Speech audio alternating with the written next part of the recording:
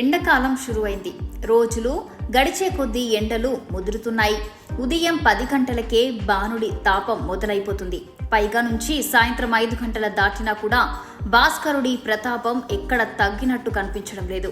పెరుగుతున్న ఎండలతో తీవ్రమైన వేడి, ఉక్కపోత మనల్ని బాగా ఇబ్బంది పెడుతున్నాయి. ముఖ్యంగా ముసలివారు, బాలింతలు, చిన్నపిల్లలు ఈ ఎండల వల్ల ఎక్కువగా ఇబ్బంది పడుతూ ఉంటారు. ఇలాంటి పరిస్థితుల్లో వేసవి తాపం నుండి ఉపశాంతి కోసం ప్రతి ఒక్కరూ శీతల పానీయాలను ఆశ్రయిస్తారు.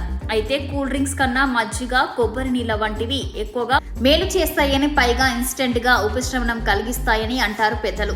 ఇటువంటి పానీయాలు శరీర ఉష్ణోగ్రతను చక్కగా నియంత్రిస్తాయి. అంతేకాదు శరీరానికి శక్తిని కూడా అందిస్తాయి.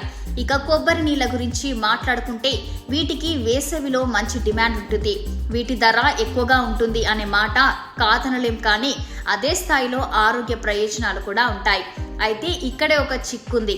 డబ్బులు పోసి కొబ్బరి బొండం కొట్టుకుంటాం, కానీ అందులో నీరు తక్కువగా ఉంటుంది. అది చూస్తే ప్రాణం ఉసురుమంటుంది. మరి అలాంటప్పుడు ఏం చేయాలి? కొబ్బరి బొండాలు కొనేటప్పుడు ఈ అంశాలను జాగ్రత్తగా పరిశీలించాలి. తాజాగా ఉంది, దిట్టంగా కొబ్బరి నీళ్లు ఉండే కొబ్బరి బొండాలను గుర్తించడం చాలా సులభం. మనం ఏదైనా టానిక్ తాగే ముందు దానిని బాగా షేక్ చేస్తుంటాం. ఇదే సూత్రాన్ని కొబ్బరి బొండాలకు ఉపయోగిస్తేనే సరే. కొనుగోలుకు ముందు కొబ్బరి బొండాలను బాగా షేక్ చేయండి. అప్పుడు అందులో నుండి ఫిజ్ అనే ధ్వని వచ్చిందంటే అందులో నీరు శాతం తక్కువగా ఉన్నట్లు. ఒకవేళ ఎలాంటి శబ్దం రాకపోతే కొబ్బరి బొండంలో నీరు దిట్టంగా ఉందని అర్థం. కాబట్టి కొబ్బరి బొండం కొనేటప్పుడు ఇలా షేక్ చేయడం మర్చిపోవద్దు. ఇక మరో ముఖ్యమైన సూత్రం, బోండాల రంగులను పరిశీలించడం. కొన్నిటిపై ముదురు గోధుమ రంగు మచ్చలు కనబడుతుంటాయి. అలాంటి మచ్చలు ఉన్నాయంటే అవి త్వరలో పరిపక్వత చెందాయని అర్థం. ఇలాంటి వాటి నీరు తక్కువగా ఉంటుంది. ఎందుకంటే పరిపక్వత ప్రక్రియ వేగవంతం కావడమే ముఖ్య కారణం. అందుకే కొబ్బరి బొండం కొనేటప్పుడు బ్రైట్ గ్రీన్ కలర్లో తాజాగా ఉన్న కొబ్బరి బొండాలను ఎంచుకోవడం మంచిది.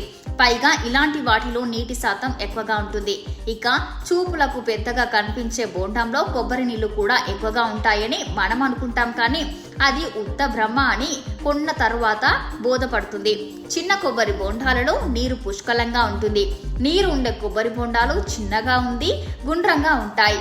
కొందరు లేత కొబ్బరి గుజ్జు ఉండే బోండాలను అడిగి తీసుకుంటారు, కానీ అలాంటి వాటిలో నీరు తక్కువగా ఉంటుంది. అవి రుచికి మాత్రం కొంచెం తీయగా ఉంటాయే తప్ప నీటికి తక్కువగా అంటారు పెద్దలు. కొబ్బరి బోండం కొనుగోలు చేసిన తర్వాత ఎక్కువసేపు నిల్వ ఉంచకూడదు. వెంటనే తాగడం ఉత్తమం.